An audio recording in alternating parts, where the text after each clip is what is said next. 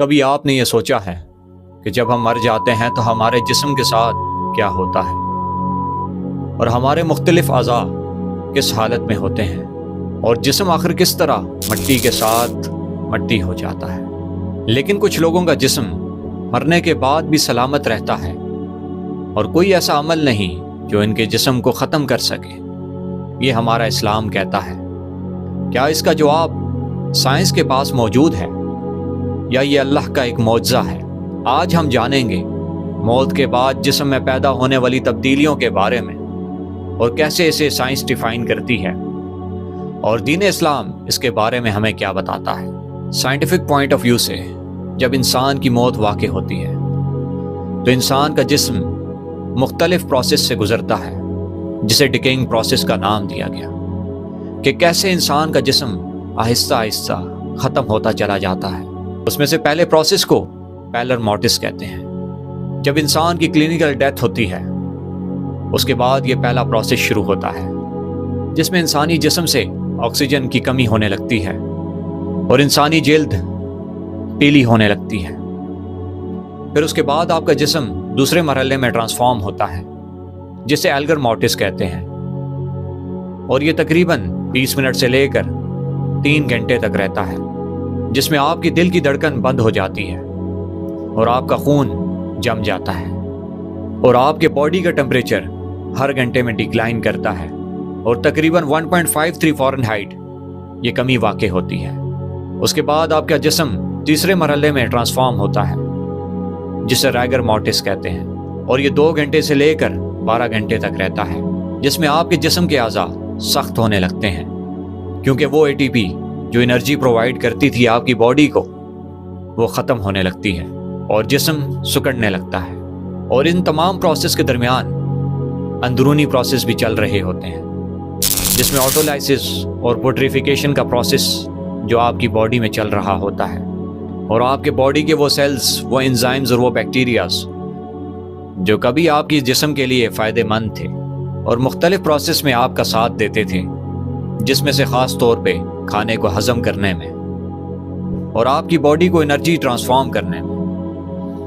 آج وہی آپ کے دشمن بن چکے ہیں اور آپ کے جسم کو ختم کرنے پہ تلے ہوئے ہیں، اور یہ بیکٹیریاز آپ کے جسم کو کھاتے کھاتے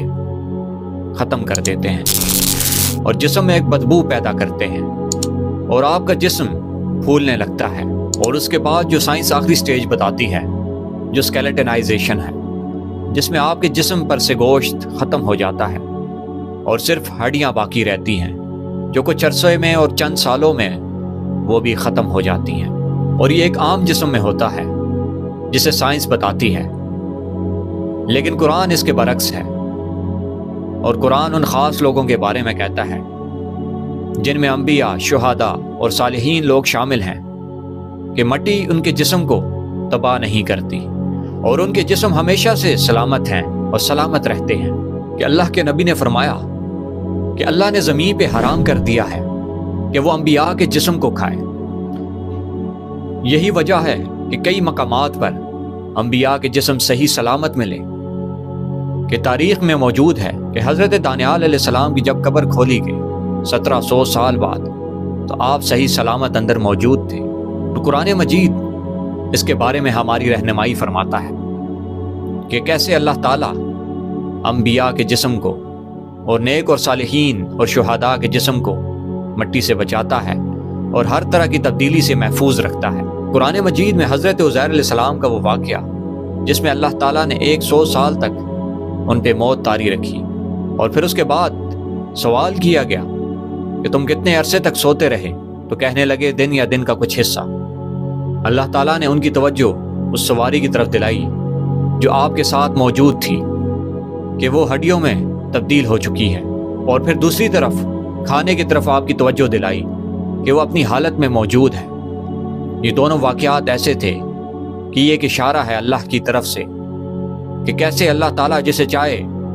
اسے مار دیتا ہے، بوسیدہ اور ہڈیوں میں تبدیل کر دیتا ہے، اور جسے چاہے وہ صحیح سلامت رکھتا ہے، کہ حضرت عزیر علیہ السلام کے جسم کو صحیح سلامت رکھا اور ساتھ گدھے کو ہڈیوں میں تبدیل کر دیا، اور ساتھ جو کھانا موجود تھا اللہ تعالیٰ نے اس پہ بھی زمین و آسمان کے اثرات سے اسے بچائے رکھا۔ اور پھر اللہ تعالیٰ کے نیک اور صالحین کی وہ مثال کہ اصحاب کہف جنہیں اللہ تعالیٰ نے 309 سال تک سلائے رکھا، اور پھر جب جاگے تو وہ صحیح سلامت تھے، ان کے جسم میں کوئی کسی قسم کی تبدیلی نہیں تھی۔ یہ اللہ تعالیٰ کے معجزات میں سے ہے کہ اللہ تعالیٰ کیسے لوگوں کو سلامت رکھتا ہے۔ اور پھر قرآن مجید شہداء کے بارے میں فرماتا ہے کہ جو لوگ اللہ کی راہ میں شہید ہو جائیں تم انہیں مردہ نہ کہو، بلکہ وہ تو زندہ ہیں اور تمہیں اس کا شعور نہیں۔ ان تمام قرآنی واقعات سے یہ معلوم ہوتا ہے کہ اللہ تعالیٰ جسے چاہتا ہے زندہ رکھتا ہے، اور اللہ تعالیٰ کی قدرت ہر چیز پہ قادر ہے۔ یہ وہ حقیقت ہے جس کے بارے میں تاریخ بھری پڑی ہے کہ کس طرح اللہ تعالیٰ نیک لوگوں کو سلامت رکھتا ہے، اور کیسے لوگ عینی شاہد ہیں اس بات کے کہ یقیناً ان کا کفن تک میلا نہیں ہوتا، جبکہ سائنس کے نزدیک یہ ناممکن ہے بغیر کسی سائنٹیفک پروسیس کے۔ اور سائنس یہ کہتی ہے کہ اگر کسی کو -196 degree centigrade liquid nitrogen میں رکھا جائے تو اس کی باڈی کا لائف سپین بڑھایا جا سکتا ہے، یعنی ڈیکمپوزیشن سے پریونٹ کرتا ہے یہ۔ اور دوسرا ممیفیکیشن کا وہ پروسیس ہے جس میں اگر انسانی جسم میں سے اعضاء کو نکال دیا جائے اور جسم کو اندر سے خشک کر دیا جائے اور اس کے بعد کچھ ایسے مٹیریل جسم پہ لگائے جائیں تو کئی سالوں تک اس کا جسم سلامت رہ سکتا ہے، لیکن وہ ہمیشہ کے لیے نہیں، کبھی نہ کبھی اس نے بھی ختم ہونا ہے، اور یہ کچھ سالوں کا صرف پروسیس ہے جو اسے سلامت رکھتا ہے۔ اور اللہ تعالیٰ نے اپنی اس قدرت کی مثال قرآن مجید میں بیان کی کہ فرعون کے بارے میں جو اپنے آپ کو خدا کہا کرتا تھا اور لوگوں سے بلواتا تھا، اس کی خدائی کو نیست و نابود کیا، اور پھر فرمایا کہ آج ہم تیرے جسم کو محفوظ رکھیں گے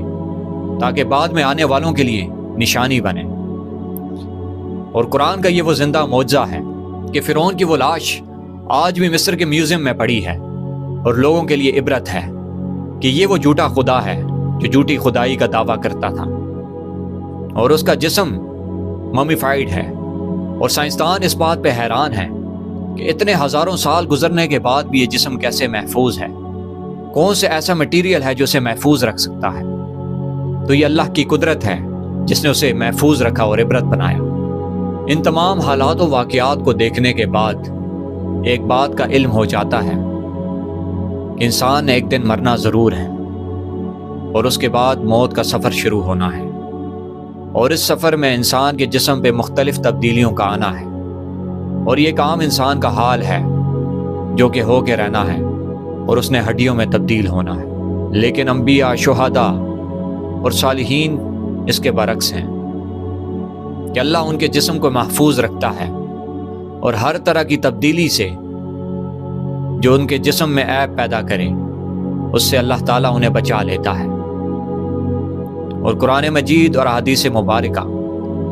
اس بات پر دلیل ہے۔ آج ہمیں اپنے آپ سے یہ سوال کرنا چاہیے، کیا ہمارے اعمال اس قابل ہیں کہ ہمیں زمین نہ چھوئے یا ہمارے جسم کو کیڑے نہ پڑیں؟ کیا ہم اس کے اور اس کے رسول کے بتائے ہوئے راستے پر چلے؟ تو یہ سوال ہمیں اپنے آپ سے کرنا چاہیے کہ ہم نے مرنے کے لیے کیا تیاری کر رکھی ہے، جو ایسی کڑوی حقیقت ہے جس نے آ کے رہنا ہے۔ ہمیں اپنے آپ کو اس سب سے پہلے تیار کر لینا چاہیے کہ کیسے اپنی زندگی کو سنوارا جائے اور کیسے قبر کے ان مراحل سے گزرا جائے جس میں جسم ہڈیوں میں تبدیل ہونے سے بچ جائے اور اللہ تعالیٰ پرسکون موت عطا کرے۔ اس لیے آج سے ہمیں اس کی تیاری کرنا ہوگی کہ کیسے ہمیں اپنی زندگی کو گزارنا ہے آگے۔